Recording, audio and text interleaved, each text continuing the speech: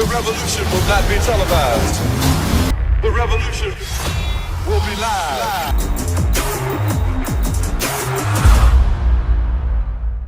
Greetings, my fellow words, born Mechanimal, and today we're going to discuss about how much muscle can you gain in your lifetime. What's the cap? And I'm gonna take my take on the topic in this video will be a little different, because I'm not gonna give you a specific number, but I'm just gonna give you a perspective of mine that might help you appease your inquiry. So the first thing I usually wonder is, why does it matter, right? Why does it matter to know what's the maximum that I can build? You have all these charts. It's so many of them that gets really confusing, especially for the people, the demographic of the trainee who wants to know how much they can gain, the beginners, because once they start and they aspire to look like this specific person that they look up to, they want to know, can I get like him? Do I have genetics for that? And it gets so overwhelming that it takes over a big amount of processing that should be used actually to work out, to focus, to design a plan to get there. So it doesn't really matter, right? Because you're gonna get to the maximum potential eventually. And that brings me to the point of figuring out a strategy to keep you focused for a lifetime. That's most important. What can I do to keep training for the rest of my life? That's the question to wonder, as opposed to how much more muscle can I build in my lifetime. Because as long as you keep training and aspiring to get stronger, you'll be just fine. You're gonna build the maximum amount of muscle that you're destined to build, and you just have to try to stop trying to look like a specific person, because you might just never be like that person. Or you might be more than that person, you might be able to achieve more than that person in the department of muscle acquisition. So find a strategy that will keep you focused for the rest of your life, and that strategy can morph into a different strategy over time, but at least figure one long-term one that can keep you busy, to the point of keeping your mind off of, okay, did I gain? Am I on track? Am I gaining this amount? So this chart's telling me that I'm supposed to build this amount within this time, and it's 2 pounds here per month or 1.5 pounds. I'm on track. Stop obsessing about this type of stuff. It's very trivial. Just trying to become as strong and as badass as possible. And I talked about strength, I made a video about strength, importance of strength, in a different video. I made a different video about strength, the importance of strength, where I talked about all these things. So get as brutally strong as possible, especially if you're natural.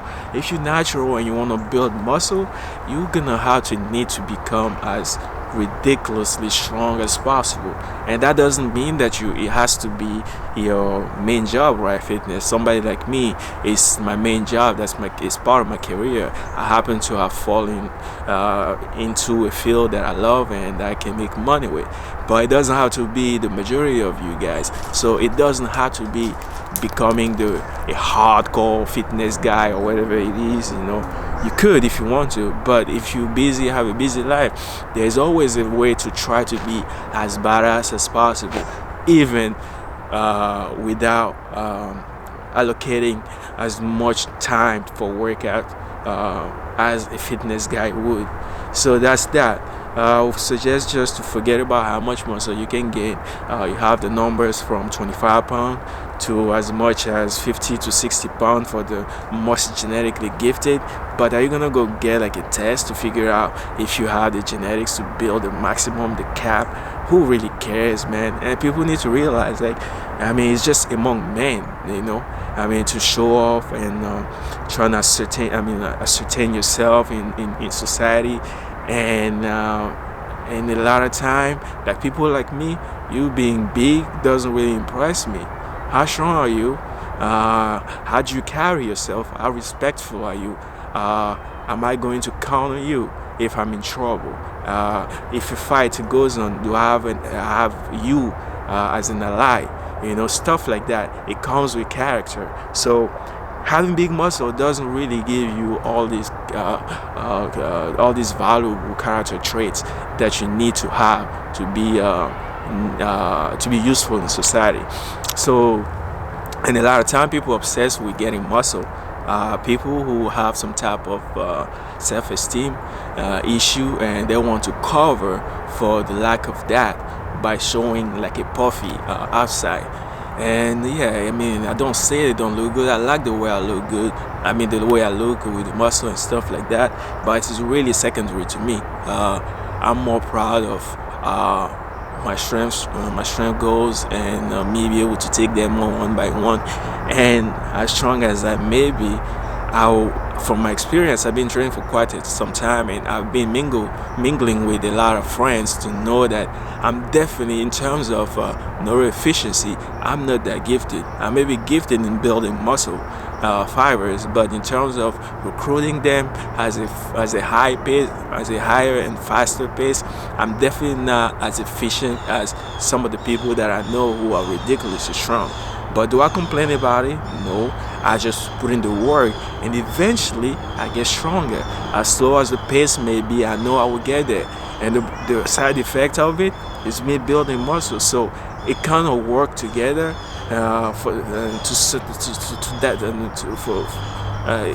funny how life works. Why the fact that me getting stronger takes so much time. The process of grinding to get stronger, with all the work, the volume that I've accumulated, had me look like the way I am. So it's interesting because if I had reached my strength goal fast enough, would I still have the interest to keep getting stronger? Probably so, but maybe the specific grind of so much cumulative volume would not be the same, right? And I happen to just build muscle because I strive for strength so hard, and I just keep grinding. And whatever amount of muscle I put on over my lifetime, I'm gonna embrace it. And I wish sometime I could even lose a few pounds of muscle so I can be more efficient, right, at gymnastics and bodyweight training. But I am who I am, and I'm just gonna be managing what I get, because it's a blessing that other people wish they had, and I'm just not gonna be crying about having too much muscle. So that's just to give you a different perspective of how you can handle the obsession of getting bigger, or wondering how much muscle you can put on. Just get as strong as possible, and that's all that should matter, right? And there are a lot more important stuff in life than being bigger, and yeah, that's about it. And yeah, so yeah, you definitely don't want to get much more, much bigger than your body intended to be, because it comes with a lot of strain on your heart, and so on and so on, loss of mobility and so on. That's why, like, even when you get on some PED, which I would not suggest to, especially beginners who don't have any clue what they want in 10 years. I would just urge you to take your time, train as hard as possible, reach your natural limit, and maybe make that what you call informed decision to take it to the next level. Like, next level is an expression that's trivial. That I dare to call next level, but better to call it next level, not to sound disrespectful by calling it dark side to the people who actually have made a decision to use their PEDs. So that's that for today. It doesn't really matter how much muscle you can put maximally. Just get as brutally strong as possible, and you should be able to just build muscle. So don't waste your money on DNA tests and wasting your bandwidth, your processing power allocated to trying to figure out if you are within the amount of amount of muscle they're supposed to have by this time and this, and trying to get all this calculation based on the number of charts out there available. That gets just confusing. Yeah, keep life simple, train steady, and may the struggle be overcome. Everything is and will always be the mechanic way. Always. Salute, like, comment, and subscribe. Appreciate the support. Peace.